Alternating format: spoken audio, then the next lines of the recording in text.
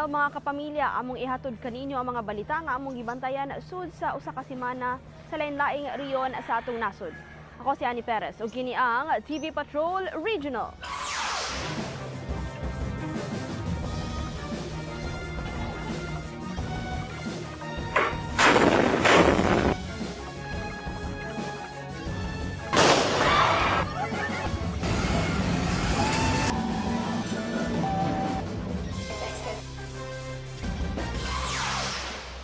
Nakalasang 18 ka tawo human malunod ang MV Trisha Christine 3 sa dagat sa Haji Mutamad, Basilan sa niaging Lunes sa kadlawon.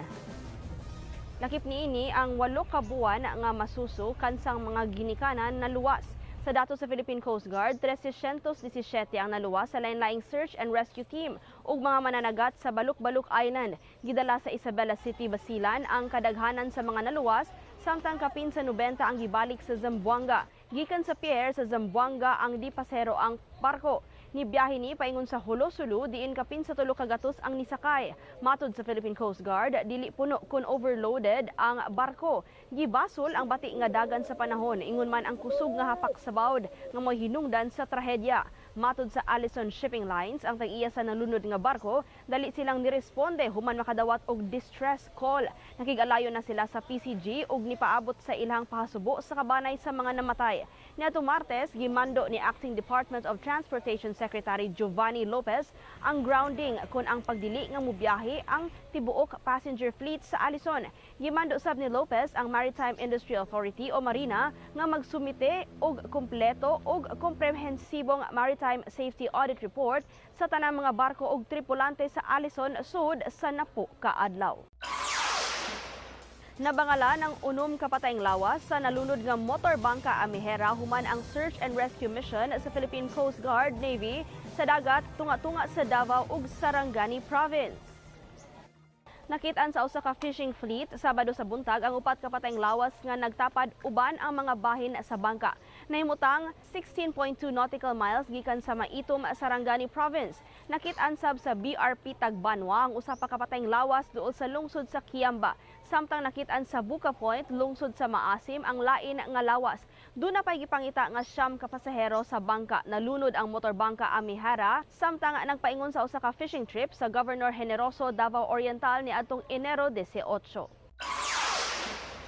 Naluwas si Mayor Datu Ahmad Mitra Ampatuan human gibanhigan sa poblasyon sa Sharif Aguac, Maguindanao del Sur niadtong Domingo.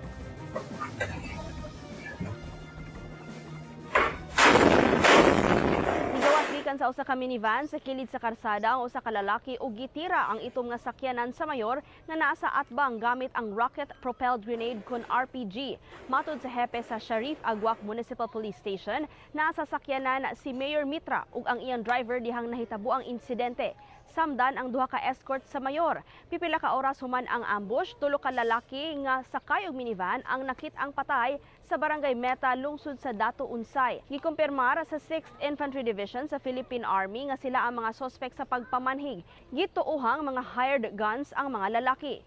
2 pa ka sospek ang padayong gipangita ron sa mga otoridad. Kini na ang ika-4 nga higayon nga gihulga ang kinabuhi sa mayor. Niumol na og Special Investigation Task Force ang pulis alang sa mas lawom nga investigasyon ug matumbok kung kinsa ang nagpaluyo sa suway nga pagpatay. Gilamoy sa sunog ang dakong bahin sa karaang merkado sa Puerto Princesa City, Balawan niadtong Miyerkules.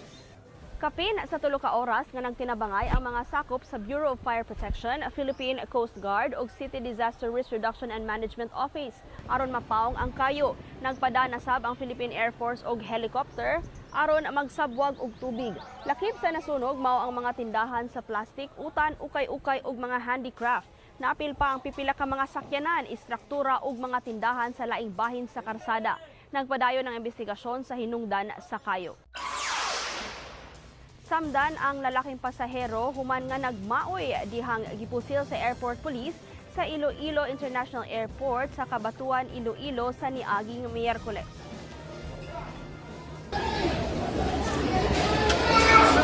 Gigukod niya samtang nagkupot og kutsilyo ang mga airport police sud sa boarding area sa airport. Taod-taod madungog ang pagbuto sa kusil. hinungdan nga nagdinaganay ang mga tao sa dapit. Matod sa Office of Transportation Security kon OTS, nakitaan sa ilang mga personel sa X-ray machine ang kutsilyo sud sa iyang bag pagsud niya sa tugpahanan. Dihang gihimo na ang manual search, kalit nga nidagan ang suspect bit-bit iyang bag ug gikuha ang kutsilyo sa sud ini. Nabulabog ang tugpahanan sa pagmaoy sa lalaki. Nakahiagom siya og samad pinusilan sa dughan ug gidala dayon sa tambalanan. Mag-atubang siya og mga reklamo sama sa attempted homicide, direct assault ug grave threat. Gisiguro sa Civil Aviation Authority of the Philippines nga hugot ang seguridad sa tugpahanan human ang insidente. Gidakop ang 7 ka anti-mining advocate human gitangtang sa otoridad ang gibarog nga ali paingon sa exploration site sa usa ka mining company sa Dupax del Norte, Nueva Vizcaya sa niaging Biyernes. Sa sugo sa korte, gipatuman sa otoridad ang pagkuha sa ali sa Kion Road nga daan paingon sa exploration site sa sitio Bitnog. Nisupak ang mga residente ini ug uban pang mga anti-mining group. Matud nila kinahanglang ilang duphan ang ilang yuta ug panginabuhian. Nagpahigayon og misa sa dapit. Nagunitay ang mga tao dungan sa pag-ampo samtang gikaatubang ang mga pulis. Apan gipadayon gihapon ang human barricade ug ang pagtangtang sa mga giali nga troso. Unom ka babay ang gidakop tungod sa suway nga pag-undang sa pagkuha sa barikada. Gidakop sab ang anti-mining leader nga gialihan ang mga empleyado sa mining company. Apan niadtong Lunes nakagawas na ang 7 ka anti-mining advocate human gibasura sa prosecutor's office ang mga kasong direct assault, resistance and disobedience to agent of a person in authority, ingon man obstruction of justice batok kanila tungod kay kuwang ang ebidensya. Dugang sa piskalya, malinawon nga gihimo ang panagtapok sa mga gidakop, ingon man ang ilang pagpadayag sa ilang mga aligot-got nga lakip sa ilang katungod nga napatik sa konstitusyon. Naluwas ang siyam ka tinun-an ug 3 ka tripulante sa naaberya nga bangka sa dagat nga sakop sa Glan, Sarangani Province sa niaging Sabado. Matod sa Philippine Coast Guard, naghimo og marine biology fieldwork sa Sarangani Bay ang mga tinun-an alang sa ilang thesis. Nibiyahe gikan sa General Santos City ang gisakyang motor bangka Gwin.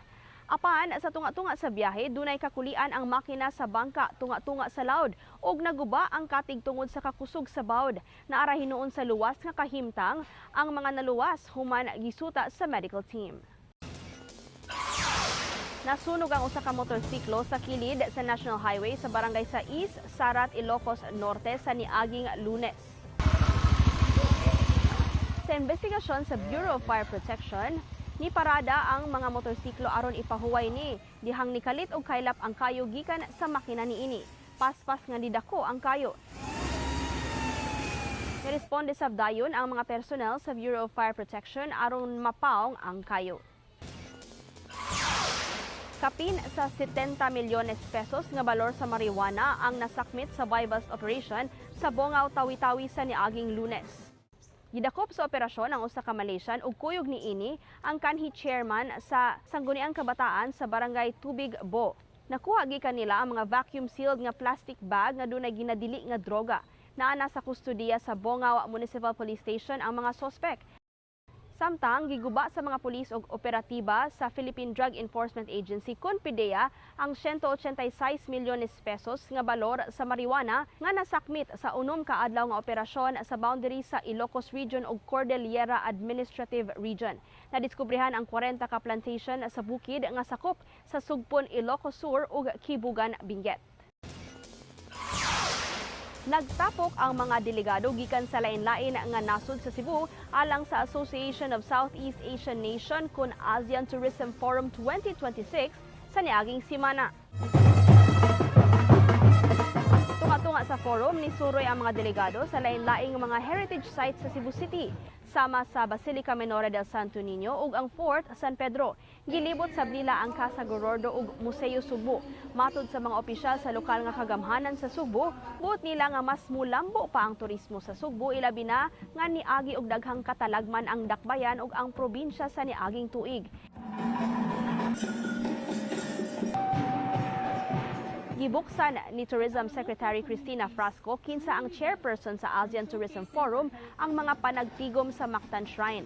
Sa laing kalihukan, ang ASEAN Tourism Conference ang gituki sa mga tourism minister ang laing-laing issue sa ilang nasod ug gilusad sab ang ASEAN Tourism Sectoral Plan 2026 to 2030. Usa ni kapamaagi kung unsaon nga mahimong hapsay ang pagbiyahe sama sa paggamit og mga digital tourism strategies. Labot ni sa plano nga makabot nila ang ilang mga tinguha sa 2045 nga mahimong nag-unang riyon sa kalidad sa turismo.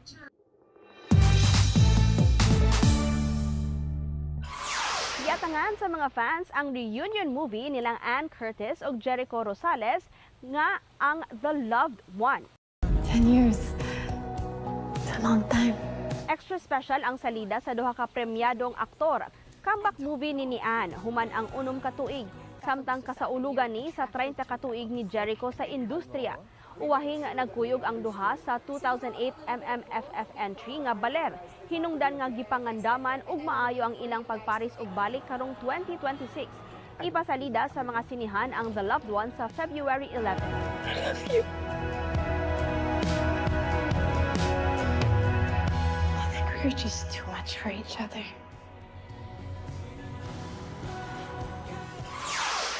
Ug mao na ang mga labing importante nga balita nga atong gitutukan sud sa usa ka semana gikan sa lain-laing nga rehiyon sa atong nasod. Ayaw pa uwahi sa mga balita, magpabiling na sayod. Mag-like, share, comment ug subscribe sa ABS-CBN YouTube channel ingon man sa iyang mga social media accounts. I-scan sa ning QR code alang sa among YouTube playlist.